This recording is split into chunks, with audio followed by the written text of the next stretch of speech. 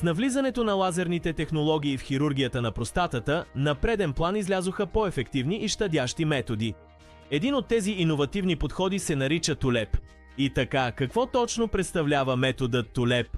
В сравнение с класическия метод от 25 години, с развитието на лазерното лечение прилагаме метода TULEP, при който цялата простата се отстранява прецизно.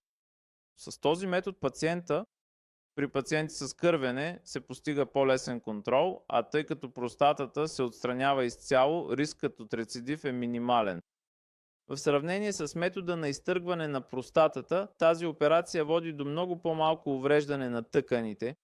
Тази операция е по-подходяща при простата над 50 грама, но при тези под 50 грама се постигат по-добри резултати чрез изрязване или чрез така наречената вапоризация, т.е. изпаряване.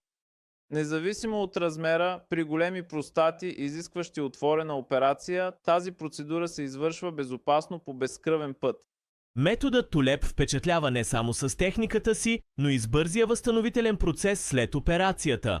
След TULEP функциите на уриниране се нормализират още на първия или втория ден след операцията, веднага след отстраняването на катетъра.